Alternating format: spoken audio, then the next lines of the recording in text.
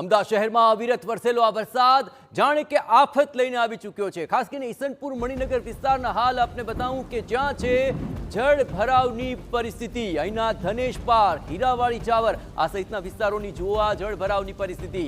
મુખ્ય રસ્તો છે આ કે જે અવર જવર માટે બંને માર્ગ પર અત્યારે પાણી ભરાઈ ચૂક્યા છે અને લોકો બોટના સહારે અવર જવર કરવા માટે બની ચૂક્યા છે મજબૂર। આસપાસના સ્થાનિકોને અવર જવરમાં ભારે હાલાકી પડી રહી છે। આ વાહન ચાલકોની હાલત જુઓ, હોડીના સહારે અમદાવાદ વાસીઓ છે અને જે રસ્તા પર છે તેમની હાલાકી જુઓ। અમદાવાદ શહેરમાં વરસેલા વરસાદથી જનજીવન પ્રભાવિત થયું છે અને ઈસનપુરની સોસાયટીઓમાં સ્થાનિકો હવે બોટનો સહારો લઈ રહ્યા છે। તેમની સાથે ટીવી9 વાતચીત કરી તો કહ્યું કે અમારી પાસે તો પહેલેથી જ બોટ છે, કારણ કે અમને વિશ્વાસ છે પાણી તો અહીં ભરાશે, તંત્ર કોઈ કામગીરી નહીં કરે અને અમને આ બોટની જરૂર પડશે। આ હાલ છે આ વિસ્તારોના। વરસાદી જળ ભરાવથી અમદાવાદના રસ્તા પર બોટ જોવા મળી અને લોકોએ પોતાની બોટ પોતાની રીતે વસાવેલી છે, કારણ કે તેમને તો અહીં આવી જળ ભરાવની પરિસ્થિતિની આદત બની ચૂકી છે અને તંત્રની આદત એ છે કે કોઈ જ કામગીરી ન કરવી।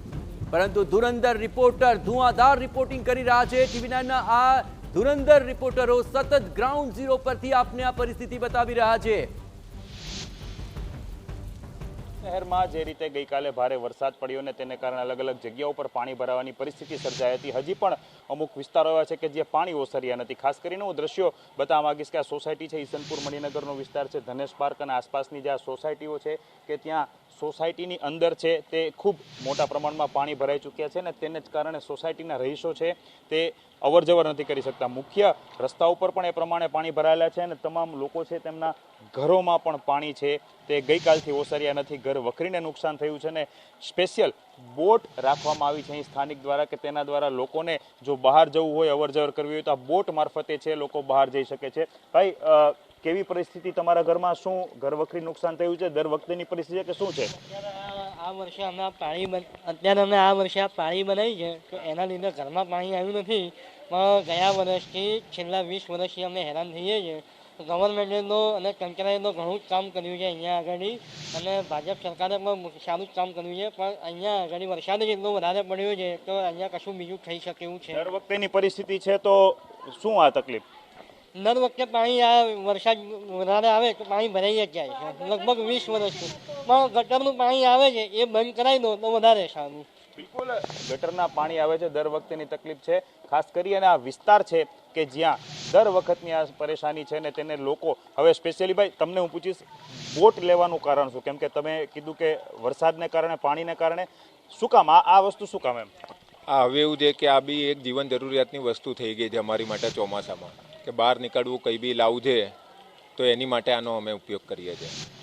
એટલી બધી વિકટ પરિસ્થિતિ હોય છે કે બોટનો ઉપયોગ કરવો પડે છે? કમર સુધીના પાણી થઈ જાય છે અહીંયા અને ઉતરતા પછી વાર લાગે છે, 5-6 કલાકે પાણી ઉતરે તો ઉતરે। અત્યારે જે પાણી છે એ ગઈકાલે જે વરસાદ પડ્યો ત્યારનું એમને એમ છે। તમે બાજુની સોસાયટીમાં રહ્યો છો પણ બહાર નીકળવા માટે લોકો તમારો સંપર્ક કરે છે કે ભાઈ બોટ લઈને આવો? હા, કરે, સંપર્ક કરે એવી રીતે બી। અને દર વખતે આ મુજબ ઘરમાં પાણીની વિકટ પરિસ્થિતિ હોય છે? દર વર્ષે આ પરિસ્થિતિ હોય છે। કેટલી સોસાયટીઓ છે આસપાસની આવી? અહીંયાની 4 સોસાયટીઓમાં પરિસ્થિતિ છે। બિલકુલ, આ જે ધનેશ પાર્ક ને આસપાસની 4 સોસાયટીઓ છે કે ત્યાં આ મુજબની જ પરિસ્થિતિ રહે છે અને તેને જ કારણે આ ભાઈ છે તેમણે સ્થાનિક છે તેમણે બોટ વસાવી છે અને સ્પેશિયલી કોઈને પણ બહાર નીકળવું હોય વિકટ પરિસ્થિતિમાં તો તેમનો સંપર્ક કરે છે અને તેઓ છે લોકોને રસ્તા સુધી પહોંચાડે છે। કેમેરા પર્સન નિલેશ સાથે હરીન માત્રાવાડિયા, ટીવી9 અમદાવાદ।